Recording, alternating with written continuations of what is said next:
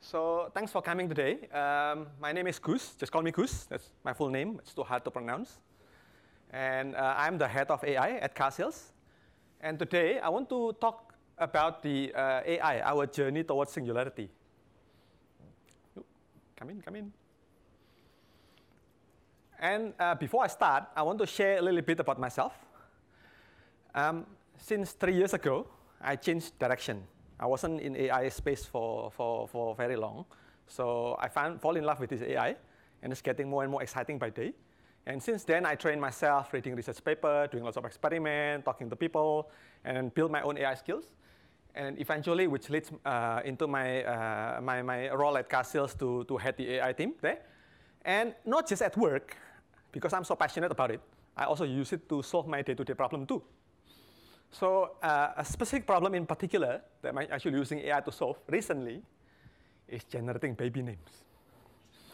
So the story is like this. About 9 months ago, right, my wife was like 2 months pregnant, and we spent 1 month to look for baby names. We thought it's a girls because all the telltale sign, the tummy is pointing downwards, and she stopped eating meat, things like that, right? You thought it's a girls. We spent 1 month, we found a good baby names, and then the visit to sonographer the next day actually give us a bad news. It's a boy, right?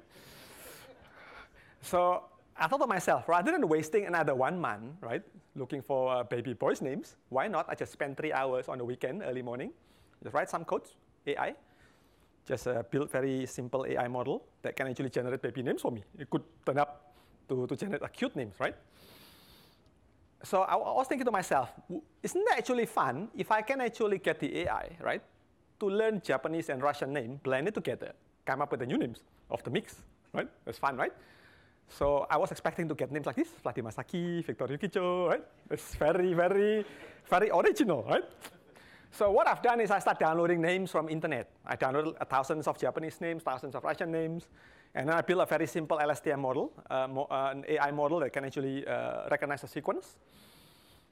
And then I train it for 15 minutes, and I got these names come up. So hey, Yasumusa, Kilipiko, right? Well, surely you do not want to name your baby with this, right? If you don't want them to get bullied one day, right? So it's too fast. First of all, I found out it does not sound like Russian at all. And the reason I found out why, after I showed my training sets to my friend, he said, this is not Russian names, this is actually Greek names. So I actually downloaded the wrong training sets. I downloaded the Greek names instead of Russian. So this tells you, right, how important data is when you build an AI. Second, it sounds very ugly, because a well-pronounced name is only a concept for us human. It's not for AI. They don't care, right? Whether it's good or ugly, well-pronounced, doesn't really care. This is the deal breaker. So 2 hours later, my wife was like, what the hell are you doing? Well, I'm just playing fun. Like, look, do you think this name is actually cute? No. So anyway, it doesn't end well, so that's it. It's a failure experiment. Do not attempt it with your pregnant wife if you have one. However, it's fun. And this is Dexter. He's born just like 3 months ago. And like normal couple, we find names through the internet, through searching for names, database, things like that. Good thing is, 10, 15 years from now, I do not have to have an awkward conversation with him about where his name comes from, right? All right, so now back to the main topic, our journey towards singularity. Singularity, what is it? A lot of people actually also call this artificial general intelligence. It's an AI which is intellectually as good as human and possibly beyond, not like what we have today. And throughout the talk today, hopefully it's getting clearer what it is and where are we at the moment and how to get there as well. I will start with just a quick explanation of what is AI and then what's our current success with AI, especially in deep learning, and followed by the latest discovery of unsupervised learning. And finally, we'll give you a rough idea, where are we now in achieving singularity? And end with a question, so you can ask me a question later. So what is AI, machine learning? It's an ability of a computer program to or machine to think and learn. I copied this from Wikipedia. And what does it really mean? It's like a mambo jumbo. What does it really mean? In order to answer this question, right, you got to look at how we solve problem today, traditionally. Say you have a project requirement as a software developer to predict the house price, calculate the house price based on the number of bedroom, bathroom, location, and land size of a house. What would you do normally? You build an algorithm, right? This is how we make our bread and butter, right? You make an algorithm for this to map the input into this output. And the steps, normally, what? You do a statistical analysis. Given those parameters, those number of bedroom, how do I come up with the house price? So you come up with this kind of equation, right? And you start writing algorithm, and you turn it into codes, and you're happy. You pass it to QA. QA found a bug, pass it back to you. You do debugging, and you eventually find out that 350 there is actually not 350. It's supposed to be 185 instead. You pass it back to QA, and so on and so forth until you're happy. Done. That's the steps that we do today to solve a problem using computer. What is wrong with this problem? First, it's sensitive to input changes. Those are only for input, number of bedroom, land size, right? What if I throw in another 10 inputs? You got to actually now redo your algorithm. You got to do another statistical analysis, change your formula. This doesn't scale, right? Problem number 2 is biological limitation of our brain. It doesn't scale up too. We're not going to get any smarter. Well, we get smarter, but the brain doesn't get any better, really.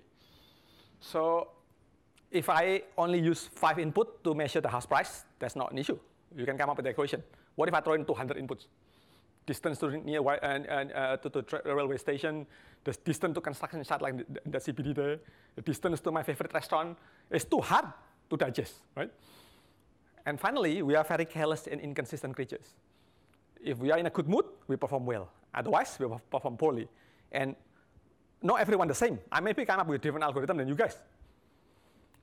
So all of this add up. It is slow and expensive. So how do we solve problem the AI way instead? Same thing. You've got the requirement, input and output. Instead of building algorithm, we just plug in AI model there, which build the algorithm automatically for us. And what's the steps? You collect like thousands of data, which is the entry of a house price.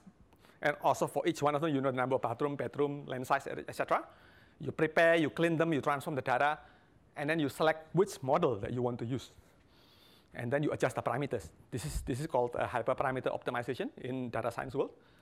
And then you start training. And then if you're not happy, it doesn't perform that well, you start tweaking it. You add more data, you transform it. Maybe instead of sending the price as 5,000 interval, you pass it as like a 10,000 interval or 50,000 interval. Maybe perform better. And then once you're happy, it's done. The lucky thing is, this is the only thing that our poor brain needs to do. Just data preparation, select AI model, adjust parameters. That's all we need to do. It's not that hard. The hardest part, which is building the algorithm, is done by the AI. And it's getting faster by day. Computer getting faster, getting cheaper, right? So now you know the benefit of AI, why we should go the AI way if possible. So I'm very sure many of you are familiar with these 3 words, 3 terminologies: artificial intelligence, machine learning, deep learning especially. So what are they? These are the explanation for these 3 words. So artificial intelligence is just anything smart. That's a bigger scope. Machine learning is a subset of AI. Deep learning even another subset of machine learning. Artificial intelligence is just anything that looks smart. Any software piece that you write that looks smart. For example, a chess algorithm. NPC in a video games. How many of you play video games? NPCs are non-player characters. So it's a character that was controlled by a computer, not a human. And a traffic light, surprisingly, is also an AI, right? And what is machine learning? Machine learning is also a smart software, but instead of you write the code by hand, it learns from data. You throw in data with the expected output. So, and it has a feedback loop. So once you deploy your machine learning algorithm, your model, when it starts performing, you collect the mistakes, you put it back into training sets. So then over time, it's getting smarter and smarter. That's what feedback loop is. For example of machine learning is a spam filter, the house price prediction that we talked about earlier. Deep learning, this is even deeper, a subset of machine learning. It's a machine learning which mimics human brain. So deep down inside, there are like many layers that actually do the calculation of the output. And an example of deep learning is an image recognition, language translation, and a self-drive car. So the current success, when I said current, is like in the past 10, 15 years of deep learning, is gaining lots of publicity, especially in the image recognition. This is the area where we're strong at the moment. And as a use case, I want to showcase a technology that I built with my team at car sales. It's called CYCLOPS. This is an example of deep learning in image recognition. And what it does is, you pass in a photo of a car, it will recognize the car, make, model, body series, all the way down to the trim level with a superhuman ability, with 98% accuracy. So to make it fun, I will get you guys to challenge CYCLOPS on the next slides. Can anyone tell me what car it is? Hyundai i30? OK, that's very easy, right? So what I have on my phone here, hopefully I don't block the screen, is an app that I wrote that talks to CYCLOPS currently running in the server. If I snap that photo, it will be sent to the CYCLOPS and will speak it out loud what car it is. I don't know about this kind of lighting, but let me give it a go. If it doesn't work, I will take a photo of that screen instead.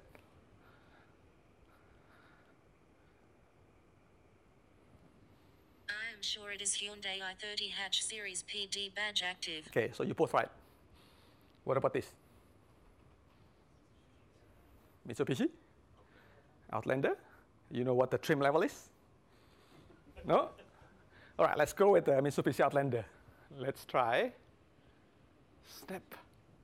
I am sure it is Mitsubishi Outlander SUV series ZK badge LS. OK, could be wrong because it's a live demo. Let's see. Oh, it's right. So you got 1.5 score because you got the make and model only. CYCLOPS got 2. What about this?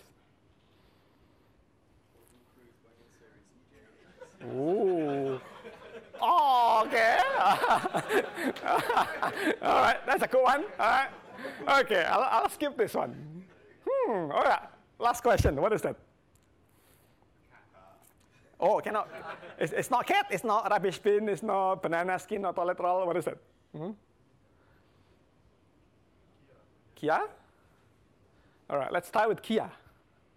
OK, I need to go a bit further back. I am sure it is Mazda BT50 Ute series. Make a mistake. Let's take a photo of this one instead. All right. I am sure it is Ford Kuga SUV series TF badge titanium. That's what it is. It's really accurate. It beat the hell out of us.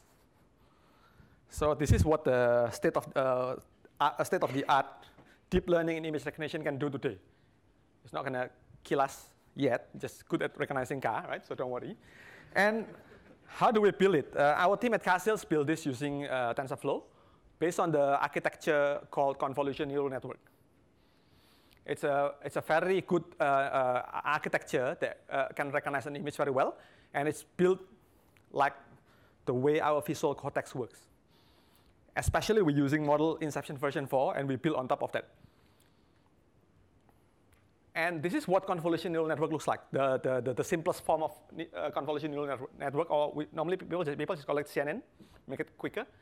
So inside there is this convolution shape detector, which normally tied up together with classification layers, right? And what does it really do? Convolution shape detector basically just like an investigator. There is a shape pass through or an image pass through. It will say, oh, I found a circle, or I found a triangle, or I found a line. That's what it does, really. So I pass in a circle, I found a circle, and then it will tell classification layer, hey, I found a circle. Oh, then it must be a circle class, because the classification layer job is actually to classify against these 3 classes, right? That's as simple as it is, the deep down in the lowest form. However, I'm not showing you the Inception version 4 because it wouldn't fit in this slide. I'll show you version 3 instead, right? It's got many layers. It's around 11 layers here.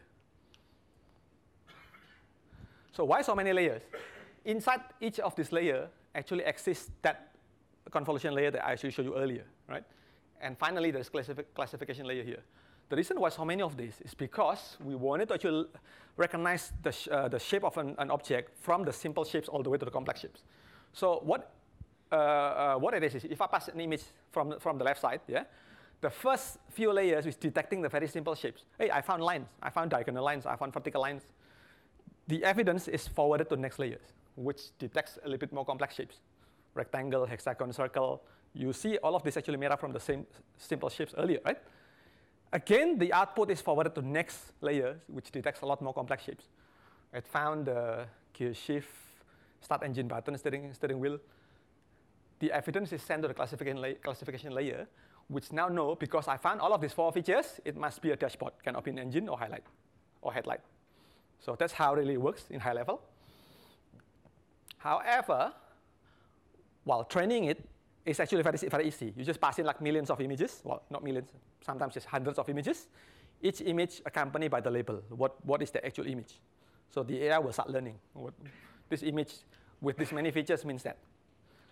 So in order to train a model as deep as Inception, you need to actually have a very fast machine. And also millions of images, which not many people have. Luckily, there is a technique that we also use called transfer learning. This actually expedites the training process. Explaining transfer learning, this is my favorite way of explaining transfer learning. I just bring it back to my own experience. If I want to learn calculus, right? You all know calculus requires the knowledge of basic math, right? I wasn't that smart back then. In my primary school, it took me 5 years to learn basic math because I play lots of computer games. And then I spent extra 1 year at university learning calculus. That's a waste of time, right? Why not instead, right? I have Bob, my friend, he's very smart. I open up his head, I steal the basic math from his head, stick it into my head. And then all I simply need to do is just learn calculus 1 year, right? So now I actually speed up 6 years of training into just 1 year, so I can play more computer games, right?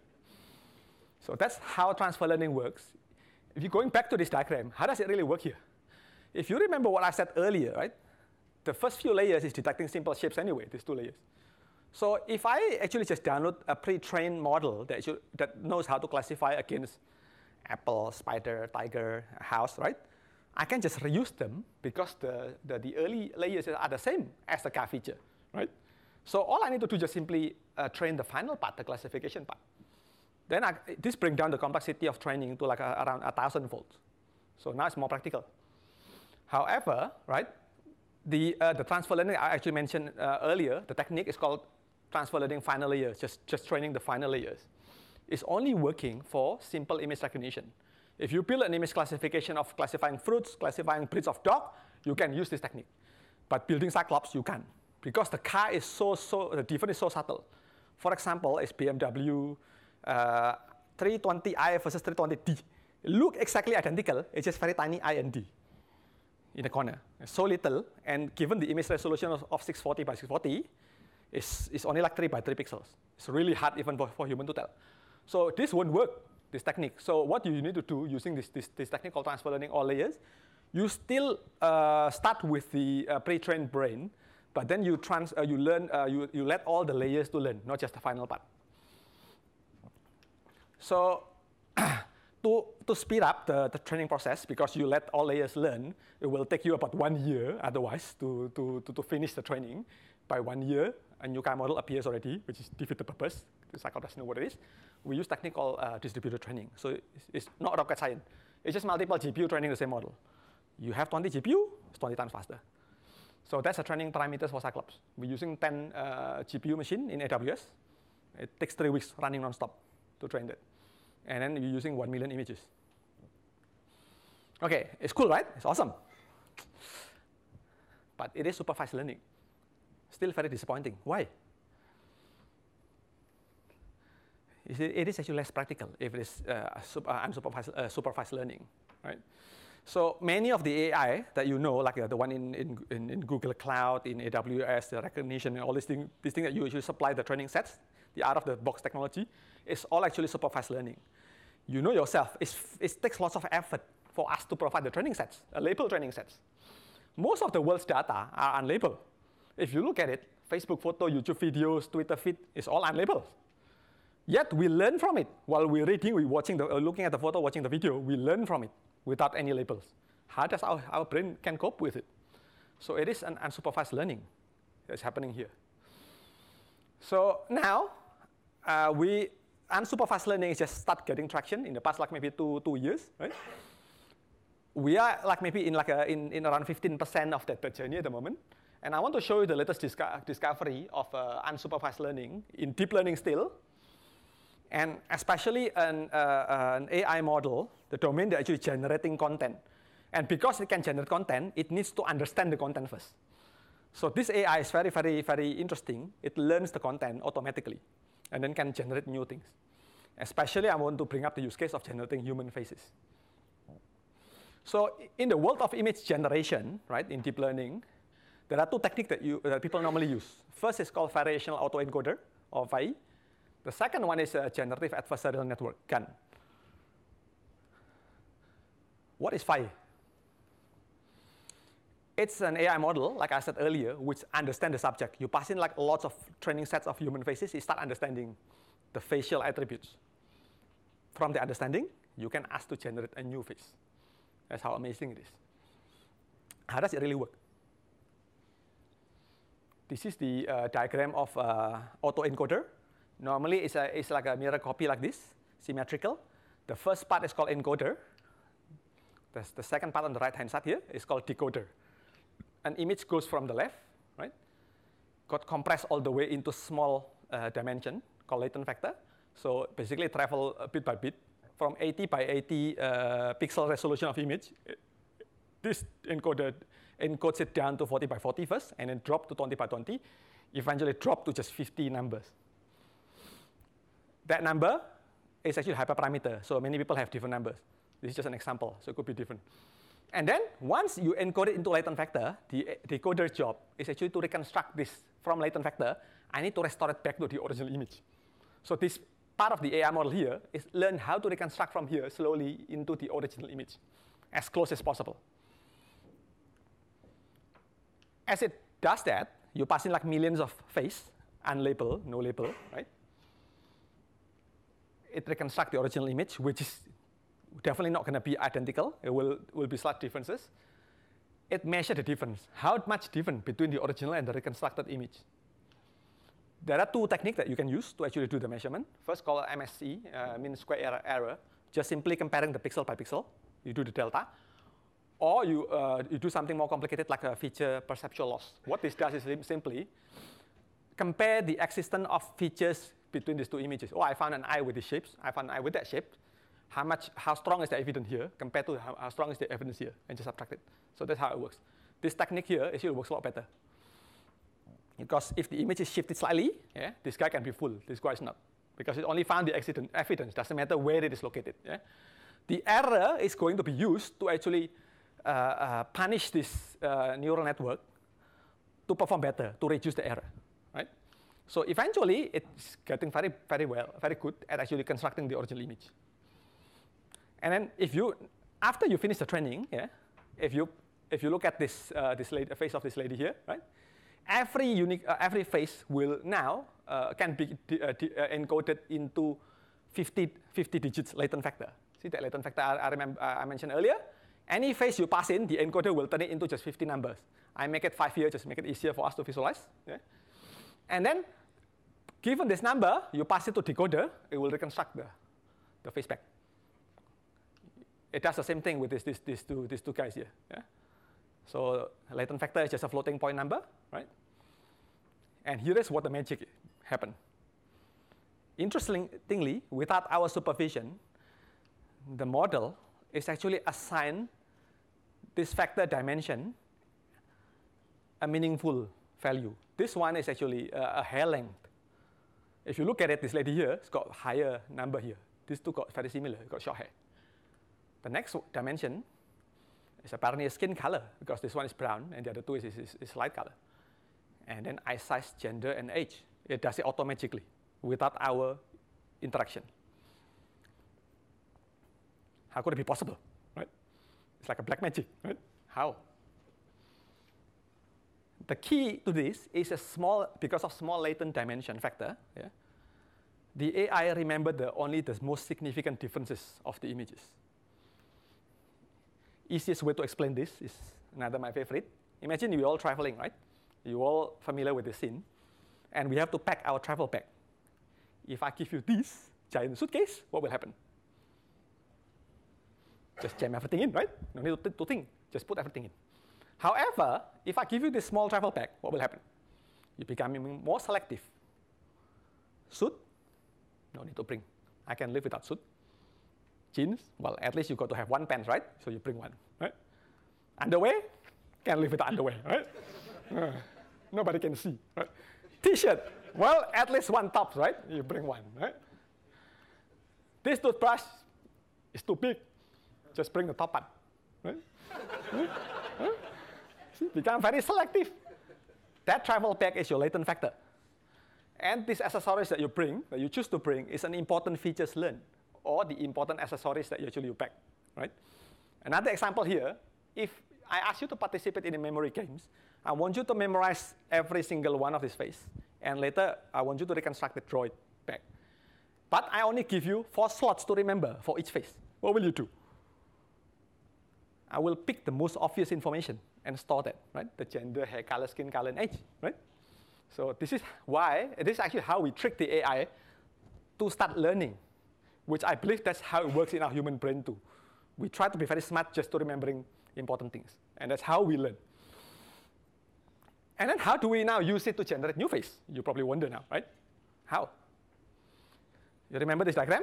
The autoencoder diagram, the encoder which encodes the image into latent factor, the decoder that actually does the reverse from latent factor, reconstruct the image. If we just look at the decoder, right? If we fit in a number here, it will just create a face, right? That's the beauty of it, right? However, it doesn't always work. If you pass in another number, it could generate a face like this, like an alien face. You probably wonder why. How could it be possible? Because if you convert all of those millions of images in your training sets into latent factor, there are 50 dimensions, right? You collapse them into the dimension, plot them on the chart. This is what it's going to look like. All these dots represent one face. Ignore the color. And if I pick a point here, and I turn it into latent factor, it's actually latent factors, right? 2-dimensional factor. And I pass it into a decoder, it won't work because there is no human face that actually sits around this space here. It will give you this, right? If I pick a latent factor here and here, which happen to be there are like lots of faces there, right? You will generate a proper face. And now the more interesting thing is, right? If I interpolate a line from this factor to that factor, right? Any point within this line is also a vector, right?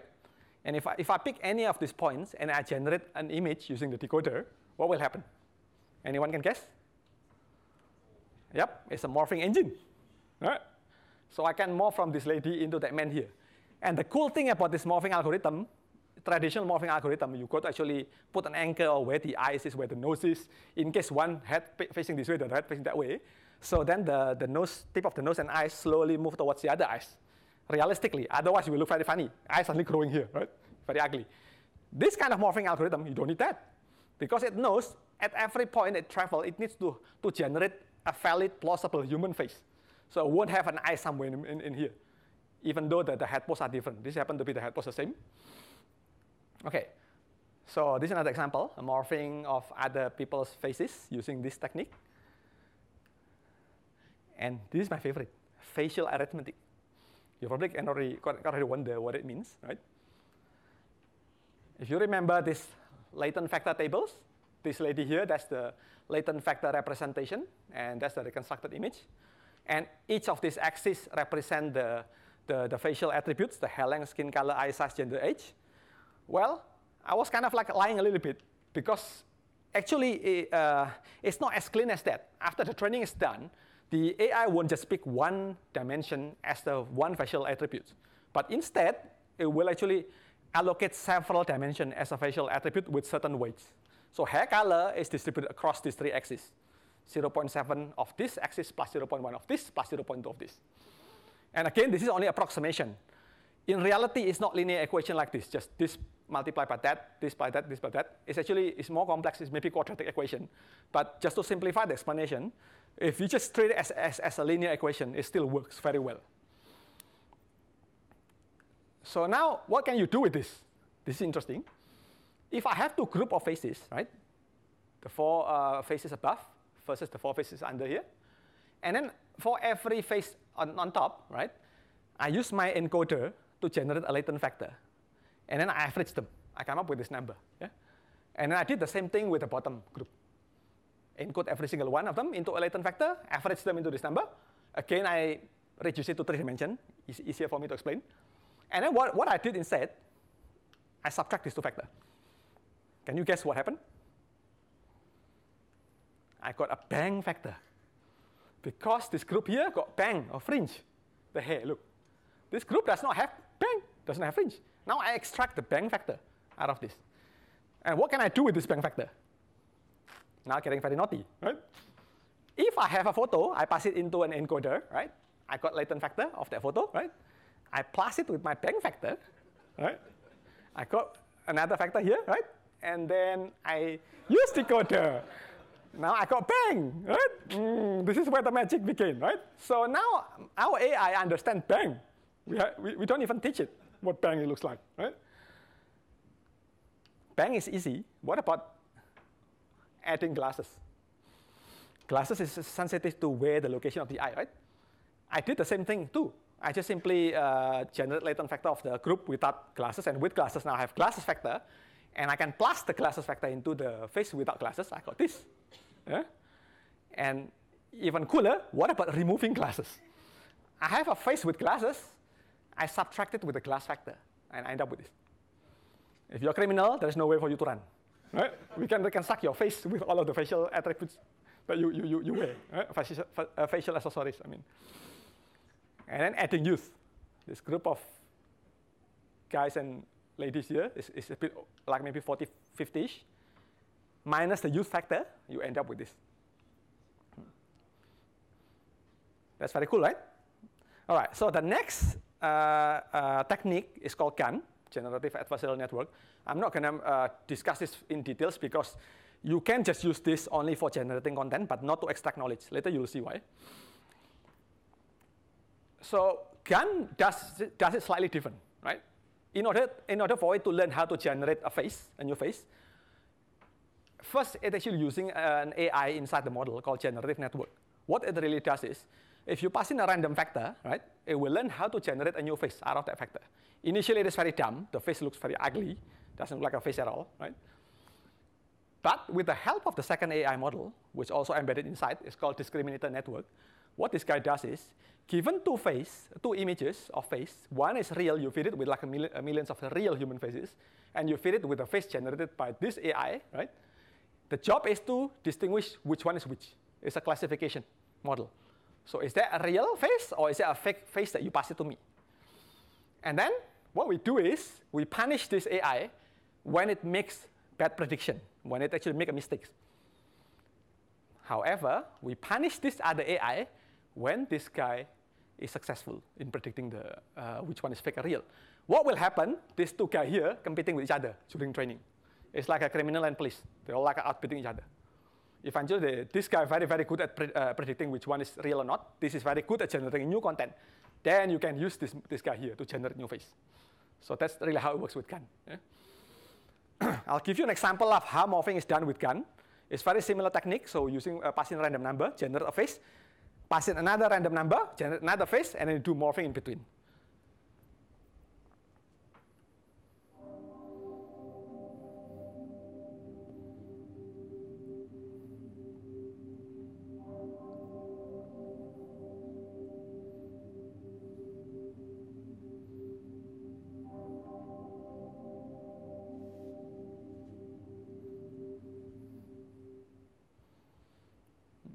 Very cool, eh? So you can see that the way it morphs the hair is actually like growing instead of just appearing like fades in. So it knows that in between the frames, the morphing frames, it has to generate a plausible face. So that's the beauty of this technique. And then what are the applications of GAN? Well, not just GAN, also with a VAI as well, generative network. What are the other applications? This actually is a terminology called super resolution, but really what it really is if you remember, if you watch science fiction movie, I'm sure you're all familiar with this scene. There is this explosion in the middle of Manhattan, and then the surveillance camera captures like a snapshot of the scene, right? And there is this tiny box there. You can see it's the criminal face there, very tiny there. And what do you normally do? The Tom Cruise, right? Wow, okay, let's just zoom in, crop that part of the image, show it on the screen. It's blur, cannot see, right? Okay, let's just zoom in. Let's just enhance it. Ooh, now you can see the criminal face. Enhance it further. You can see pimple now, right? So maybe you can do some visual DNA analysis. I don't know, right? You all know this is a lie because the information is not there, right? However, it is now possible. It's not to the extreme, but it is partially possible. So some researchers using GAN, you can look it up in Google, it's called SR GAN, to train the GAN to enhance the resolution of an image. So here, we pass in an image of 64 by 128 pixels, that's small, and GAN will enhance it 4 times larger into that size there, 256 by 512. And if you look at this image, this is the original image as big as the size we wanted to construct to, right? And if you just use Photoshop with the best resizing algorithm, big interpolation, you'll end up with this. Nowhere near this, but using GAN, look, it's very close to this. Because GAN is just like us. It understands what flower looks like, what is the eyes looks like. So if it's a painter, it can enhance this better than just this technique, right? Because we know what the real eye looks like. So we know how to paint it. We know how to put more information. So yeah, this is another technique. And then what's the benefit of GAN? A pro and con of GAN versus the VAI. Like I mentioned earlier, well, before that actually it generates better content. You can see yourself when it's morphed. The morphing is a lot clearer. VAI is a bit blur, right? However, GAN is very hard to train because you got to make sure the discriminator and the generative network, they both do not fall behind during training. So it means one of them cannot be suddenly a lot smarter than the other. So then the whole thing will collapse. It will not train, will not converge. It's very similar to you have 2 kids, right? You want to bring your kids to your neighbor's kids to learn together. If one of them is a lot smarter, he will just have no motivation to teach the other kids, and the other way around, right? He's too smart. There's no point for me to learn. I will be nowhere near him. So you just got to make sure the knowledge parity is not that big. And the problem is there's no reverse process in GAN. In GAN, you can pass in a random number. It generates a face. But then you cannot start with a face, generate a number. Then because of that, then you cannot extract the knowledge within. You cannot do the same thing like what we've done with VAI, like doing the bang extraction, right? Because there is no way from this given set of face to generate the latent vector for me to actually subtract with the other groups, right? So that's a limitation of GAN. Now we come to the final part, which is the singularity. It's all very cool, right? Feels like we are nearly there, right? We nearly build this supreme machine that will kill all of us. But in reality, where are we? If that's the mountain of singularities on top of the mountain there, we are still there. So far away, right? No need to worry. We're not going to die soon. Not another 40, 50 years from now, definitely. Right? Why? Because of the limitation of the current AI that we have. Even though with all of this thing that you've seen just now, still so much limitation there. The AI that we have today is very deep but very narrow. What it really means is, you all know this, right? What is this? Google Home, yes? Google Home's very good at recognizing your voice, serving you, turning on off light, fridge, aircon, right? That's all it does. Shazam, all it cares is recognizing music, right? Nothing else. CYCLOPS only know about car. Google Translate, just translating between 2 languages. And finally, AlphaGo doesn't like to do hard stuff, it just like to play. Especially Go, right? There's nothing else, right? So if you now compare, right, the learning progression of AI and human, this is what happened with AI. I'm using CYCLOPS as an example here. It's getting smarter and smarter in recognizing car. Very deep. It knows exactly every single features of car, but nothing else. However, human, we don't do it that deep, but we learn a lot of other things too. We know a little bit of car recognition, know a little bit of like a Chinese language for some of you who learn Chinese. We learn linguistics and we know how to read, and we also play games, right?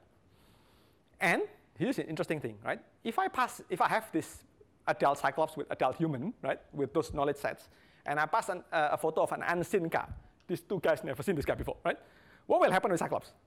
Cyclops will, okay, what is it? I never seen it before. But the closest I can think of is Nissan Navara, because it's a classification engine. So we'll classify it against, classify it towards the closest match. However, we pass this photo to human who also never seen the car. First, it will check, I never seen it before. However, I understand Chinese, and I know there's a Chinese character here. It's called Hongqi. And most cars normally put the name of the car at the back of the car. So it must be Hongqi. This is missing in AI, right? We don't have that. So why don't we start building white AI? Why? We know the problem, right? It's incredibly very hard to build. So first of all, there is this missing piece here, orchestration layers. All we build so far is all just this little component here. The voice recognition, the linguistic, and then the image recognition, but there is no one orchestrating this. So this orchestration layer required for doing the task routing, like what I described earlier. So if I pass in an unseen photo of a car, this orchestration layer should check all of the knowledge domain to get the final answers, to stitch to come up with the final answer. We don't have this yet, right? So why we don't build it? We don't have the knowledge and technique to build this yet. Why? Because the architecture that we build for each of the domain, AI domain, like the image recognition, linguistic, and voice recognition, they all built using the specific custom build. They're all using totally different architecture. This one, CNN. This one using LSTM and word embedding. Voice recognition, we're using LSTM2, right? They're all different architecture. So like you know yourself, if your code is written separately, there's no base class. How are you going to share them, right? You can't, right? You need to build something generic. So yet if I want this AI to learn AlphaGo, I have to build another model which is totally different architecture. It's called reinforcement learning, right? This is the major problem with our approach with AI. So the second problem is called transfer learning, right? It's not the same as transfer learning in image recognition, but especially it's transfer learning for across domain skills. So say like I want this AI to learn a business negotiation, right? Because I know how to play AlphaGo, I should be able to use this strategy to learn about business negotiation too, right? But because these two are built differently, there is no way to use the knowledge from this other party. So it's not possible, right? And the next thing is there is no reasoning, right? If you know yourself, like each one of these does the job very, very well. Image recognition does the job very well. AlphaGo does it very well. But there is no abstraction of knowledge. So what it means is this guy, all the cares is just winning the game. I don't care about like exposing my strategy in an abstract way so people outside can actually read it. Oh, I understand the strategy. There is nothing like that at all. The job is just to win the game. This job here, to recognize it correctly. That's all, really. We're slowly going towards that with this, like you see yourself with Phi.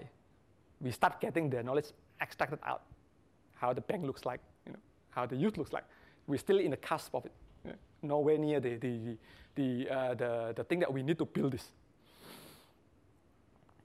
So again, that variational autoencoder, right? This is actually understanding. It's not only reasoning. It doesn't have a reason.